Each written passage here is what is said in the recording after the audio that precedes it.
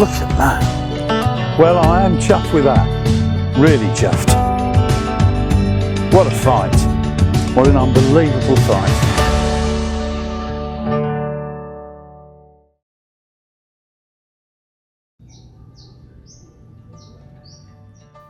Now, as I'm close range float fishing for the carp and the catfish, I've made up a stiff ground bait from pellets which have been softened with boiling hot water, and breadcrumbs and lum, the local rice flour.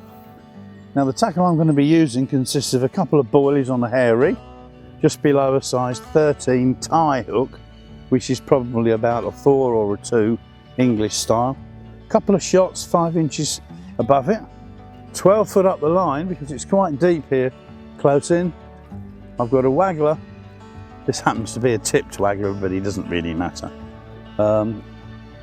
Attached to the line with a tube of silicone, so that should the fish go through some snags or trees, the float will simply pull out. If it was locked by a shot either side, it could get snagged and snap off. Right. The line's 50-pound braid, a size 6,000 Big Boss reel, and I've got a 12-foot all-through action rod. Let's just put this out a little ways. Right, bring it back a fraction. The idea is to have the float slightly over depth so that if you wind a little, it just drags, you know the shot are on the bottom.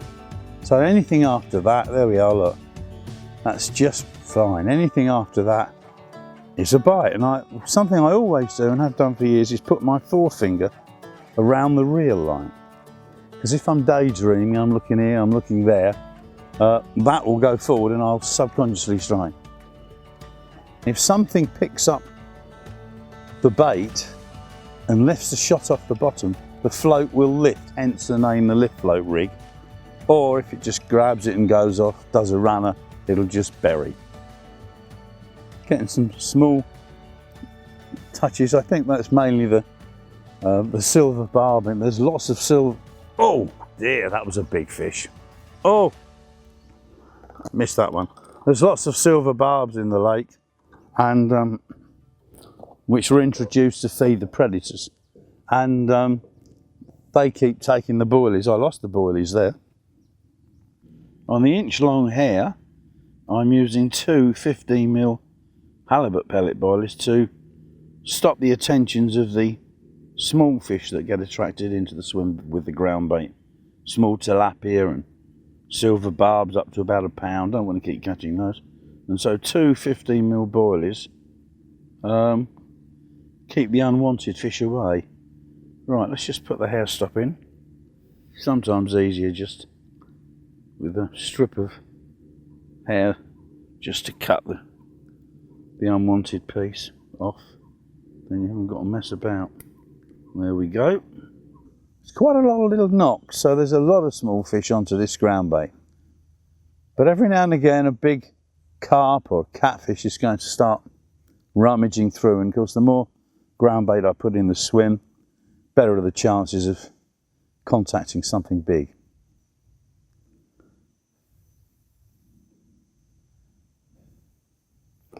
Here we go. Oh, now what's this? It's a good fish. Oh, hasn't stopped yet. Oh, this fish is really going. I'm going to have to give this a bit of side strain. I don't want to get in those trees along the jungle bank there, and that's something I have to watch, especially when it's a really big catfish. It's liable to go in those trees. There's some sunken logs under that big bush of dead bamboo. But I don't know, it's difficult.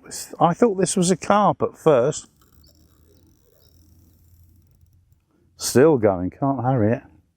But of course with an all-through action rod, and this is the beauty of float fishing, everything fights on these outfits. And you're holding the rod, you've got your finger on the line, the float goes, you strike, and the anticipation level is tremendous. Far greater than if you're sitting there reading a book or having a glass of beer or something, and all of a sudden one of the rods goes and you jump up and strike it, because Granny could do that, but Granny's got to learn to float fish. So catching fish on a float tackle is much nicer. These Big Boss reels, they've got a lovely smooth clutch. And although I've got it set quite tightly, I'm not worried about that little hook pulling, because invariably it'll stay in. Look at this going now. This just might be a big Siamese Carp, it just might be. Hope it is, although it'll probably end up a red-tailed catfish. I'll be happy either way.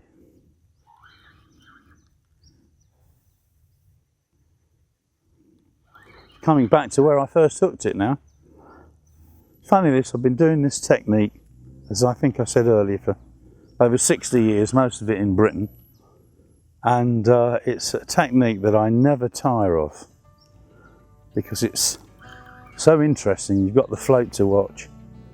You're using generally lighter tackle, more through action rods because you're fishing at close range. And so it really is a more endearing method than really heavy. Oh, this is going again. I think this is a carp. I think this is a carp. Wow. I'm putting a lot of pressure on this. I thought I would have been seeing the fish by now. Every now and again it hits the bottom and a big fuzz of bubbles come up from the detritus on the bottom, and that's normally a carp that does that. What an incredible fight.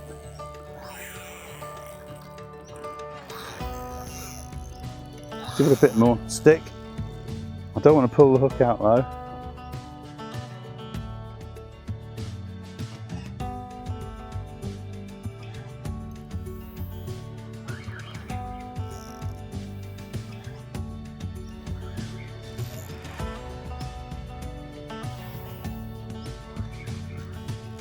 We'll know when it's had enough when we see the float. There's the float again. Oh, it is a big carp. Whoa, I thought it was, but you don't know. Sometimes it can quite easily be a catfish, but it's a big carp. Big, what do we call locally in Thailand, Coarse.